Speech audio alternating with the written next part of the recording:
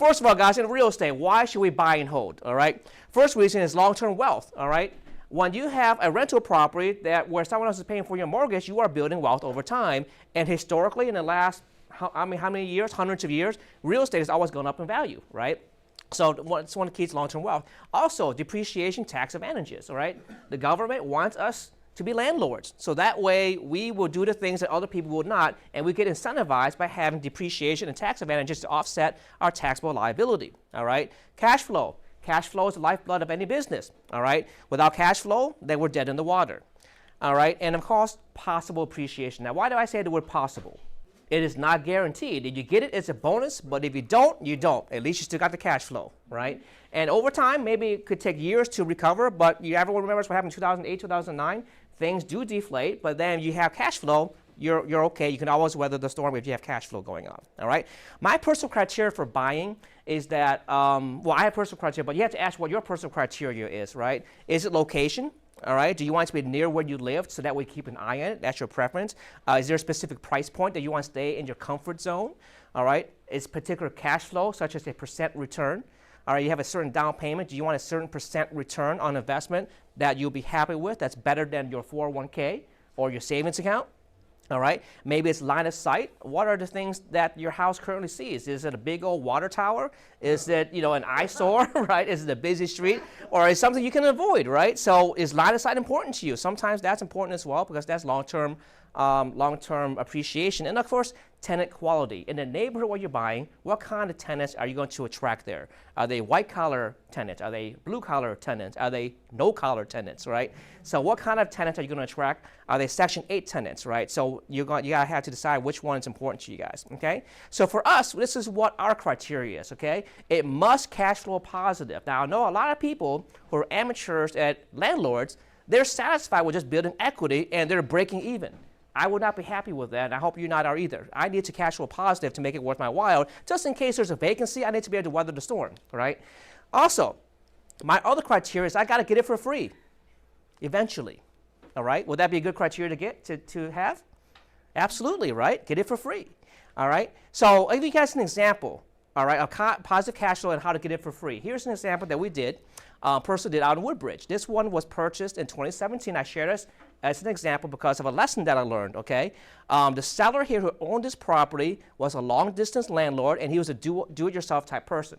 When he used to live locally, he did everything himself. He would fix the HVAC himself. He would fix the toilet himself. He was just a do-it-yourself guy and never believed in hiring anyone else, all right? So when I looked at the property, he was already burnt out because he was in his 70s, obviously not physically capable of doing those things anymore, but at the same time, he was very proud of what he did, but when I looked at it, as a professional fix and flipper, I can tell he did everything wrong.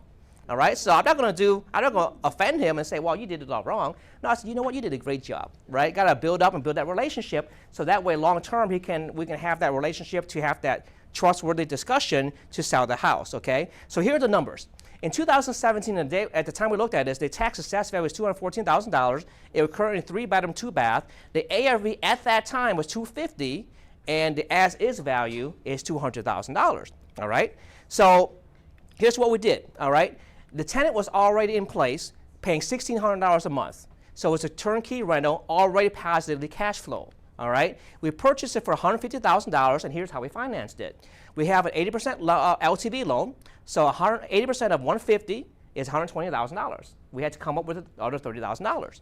We got the seller to agree, now the house was free and clear, by the way. We got the seller to agree to 25% financing. So $37,500, all right? So that's 105% total financing. Now, why would a seller agree to seller financing? Taxes. They can defer the capital gains to another year, which is exactly why. He didn't want all that money up front because he would put himself into another tax bracket, right? So that number, for some reason, kept him under a tax bracket as he projected, and he got that money sometime later, the $37,500, okay? And then, of course, he gained interest on it as well because we pay interest on that financing. Now, here's the rest of the numbers, all right? Here's the HUD, all right?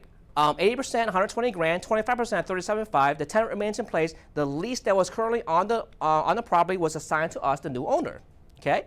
Now, here's the key. We got this extra 5% to take care of closing costs, all right? And we had cash back at closing of $1,800. So in order for us to own this house, we had to be willing to accept $1,800 in cash. I could not avoid it, all right? Would you take that deal? Buy a house and then get cash back. Would that be a good deal? All day long, right? Okay, there it was, $1,800 in cash.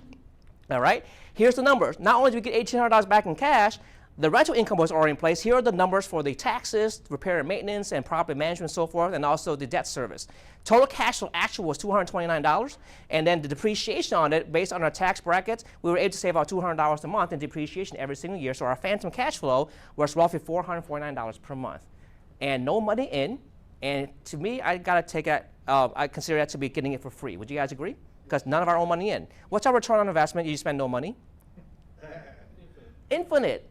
Great investment, right? All day long. Now, how do we pay for the second note, the $37.5? Well, in a couple of years, once he was ready to take the money, we refinanced it out to a traditional lender and got all that equity out, all right, and paid him off, all right? And here's what happened. When we got a refinance, the appraised value was $230,000. We purchased it for $150,000, and so now we have an instant equity of $80,000, all right? So just like that, we increased our net worth by $80K. All right. Now, people can spend a lifetime trying to make $80K in the stock market off of $1,000, right? Well, we spent no money and got an instant equity increase of $80K. That's the only. I mean, the only place I know that you can do this is either real estate or some kind of business that's cash flowing. All right. So, great deal. So the next one here, this one's a little different, and there's a lesson behind it. That's why I share these different examples here. Believe it or not, this one was on the same street. Okay. We purchased this in the height of the pandemic. All right, so everything was locked down, but we're still looking for deals. March 2020, it was the pandemic, so in July, things were beginning to open up again, but we're still looking at what was locked down. Similar situation, all right, the seller is local. It's a DIY white landlord. The home is worth more than it is, all right, so that's what they're thinking. There was a bad tenant in place that was evicted, and they did not want to hire an agent and pay 6%, all right, so that's, it's just a do-it-yourself person, all right? So tax assessed value at the time was $262. It was 3-bedroom, 2.5 bath, all right? The tenants were gone already, so the house was vacant, so we had to do a rental grade renovation to make it rent ready, so we spent about $15K there. And based on that renovation, we projected at that time the ARV to be $300,000, okay? So if these were the numbers here, tax assessed value, renovation estimate of $15,000, ARV is $300, what would your purchase price be? How much would you pay for this event, for this house? Can you go back to the number? Okay. Well, there it is. Someone's pulling out their phones and start calculating already. Those are the numbers. Okay. How much would you pay for this house? Dun dun dun. 140. Oh my gosh! How do we do that? You got it for free almost. Yes. Okay. It's like almost nothing. So here are the numbers. Okay. You're right. How did they sell it to you for that price? We had a great relationship, all right? So we knew his situation, and we took care of him, okay? Honestly, we just took care of him and his wife. So here's the thing. We purchased for $140,000. Remember, the house was vacant already, so there was no tenant in place, okay? So we got a private hard money lender, which is more expensive, so that way we could go ahead and renovate the house. So the holding cost for 3 months was roughly $5,000. Renovation was about $15,000. Closing cost $3,000. Total cost was $163. Okay. Now, once we finished the renovation, we went ahead and got a new loan and refinanced out. Based on the appraisal, we were able to get a new loan of $210,000. We paid about $4,500 in refinance costs, which includes origination points and closing costs. So the net proceeds was $205,000. All right. Analyze these two numbers here. All right. So total in was 163, net proceeds was 205. What's going to happen? Cash out. Cash out $42,000. All right. But this loan was expensive. This loan is cheap. Does that make sense? This is a traditional loan. This is a hard money loan. Okay. So our interest rate here was a lot cheaper than this one. This one I believe was 12 or 13%. This one here was 5%. Okay. So a very good loan at that time. So here's the numbers. The rent is $1,750 at that time. We got HOAs and other costs. Cash flow $251, depreciation $200. So our phantom cash flow is $451,000, and we still got $42,000 out. So we can do the next deal. Was that a good deal? Absolutely. Did we get it for free? You got it for free. We got it for free. Did that pay for someone's tuition over there in red?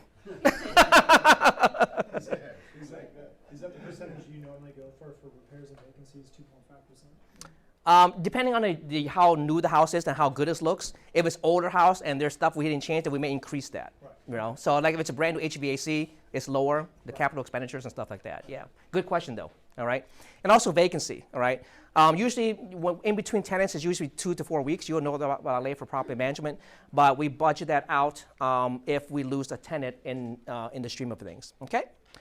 All right. So here's the rest of the story. Instant equity. New property was $300,000. We got $42,000 out, right? Our new loan was $210,000, so our net equity is now $90,000 plus the $42K that we got out to do the next deal. Was that a good deal? Okay. Now, no, it looks good. It looks easy on paper, but it is. It's actually not that hard. It's just that way of finding these deals through attending events like this. This is where the deals are. So that's why I hope you guys never miss an event ever again. Fill up the seats here, okay? Invite your friends.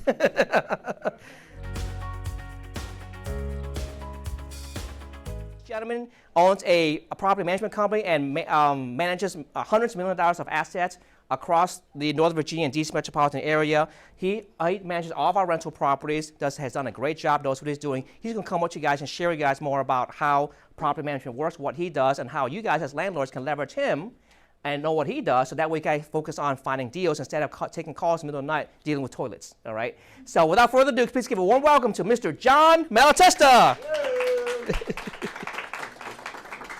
Like Jan said, my name is John. I'm the owner of PMI of Fairfax. We've been doing property management for about a decade now under PMI of Fairfax. I've been personally in real estate since about 2006, so anybody who remembers 2006 time frame, those were fun times too. But Jan asked me to give a little bit of talk about what property management companies do, kind of what you should look for, tips, tricks, sort of that sort of stuff. So put together a little presentation for you. And if I can figure out the clicker, there we go. So first of all, who might need and who might not need a property manager? Some people that don't need them is if you have a duplex and you're going to rent out one half. There's not too many of them in Northern Virginia, but that's something to consider. If you're renting out a basement or a room or something like that in your own personal house, probably really don't need a property manager. Or if you just want to learn the ropes and kind of get that feel of knowing what it's going to be like on a day-to-day basis. It's a good learning experience. Those who will need us is if you have multiple homes. It just gets too busy, it takes up too much of your time, and you can't focus on your day job. You're fixing toilets, you're fixing light bulbs, like Jan said. People who want to run it like a business right from the start. It's a really good idea.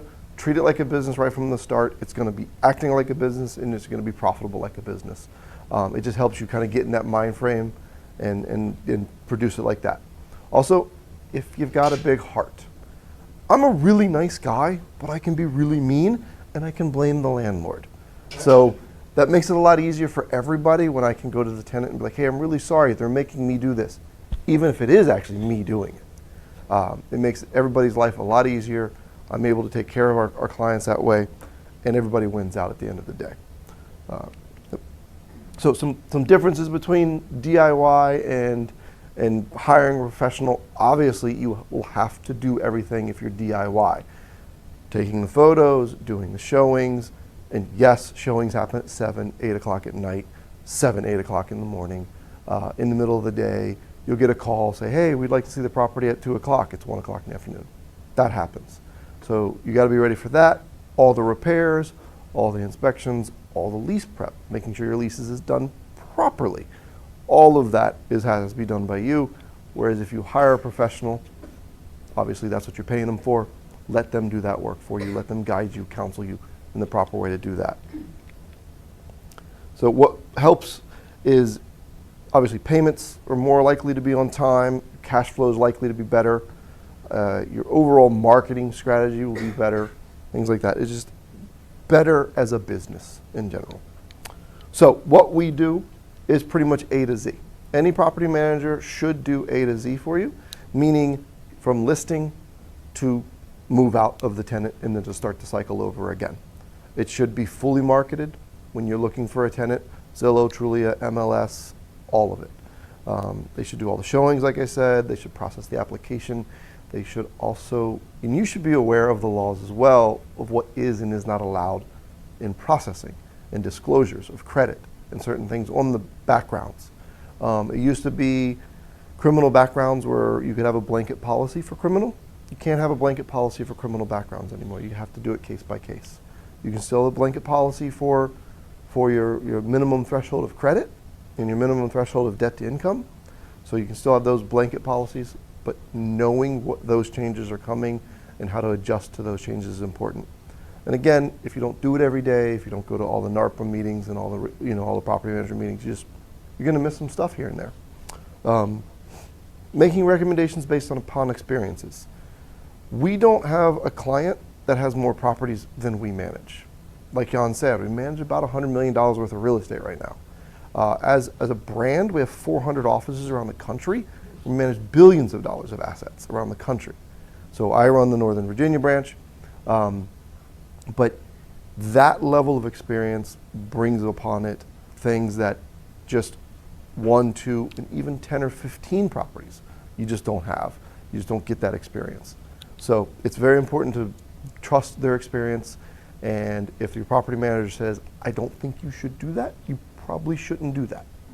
The move-ins, the move-outs, all the day-to-day management, like I said, day-to-day, everything, rent, repairs, scheduled maintenance, air filters, water filters, all the normal stuff that you would do in your home on a normal basis, now you got to do it for another one. The property manager keeps track of all that. Also, your expenses. No, there's not a shoebox full of receipts for you. It should be a consolidated monthly report and end-of-year report.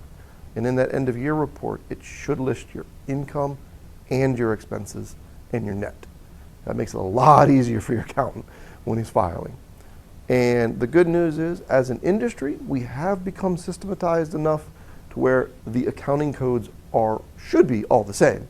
So all the property managers, whether it's Northern Virginia or say you own in Memphis, Tennessee or California, those expense codes, those income codes should all be the same.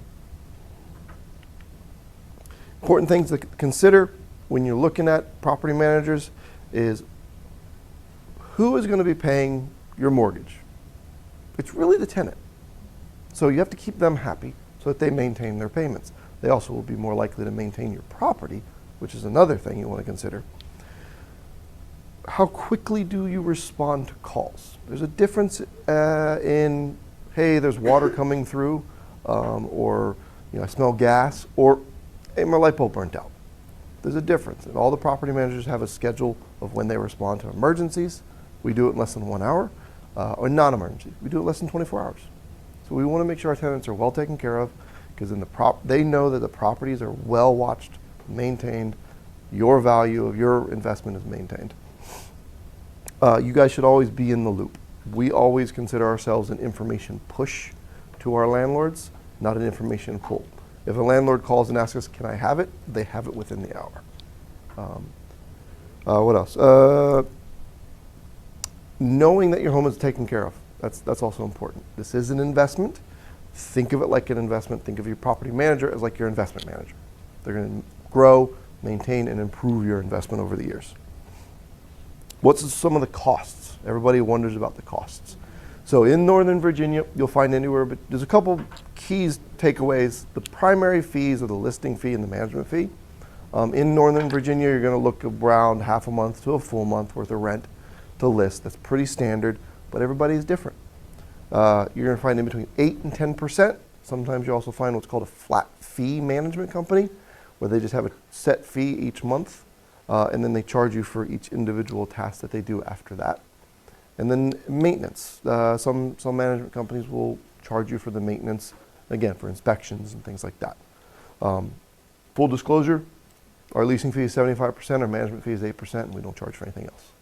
It's very simple. Our owners tend to like it. They know exactly what they're going to receive. So when you're running the numbers on those calculations, you know what your numbers are going to be.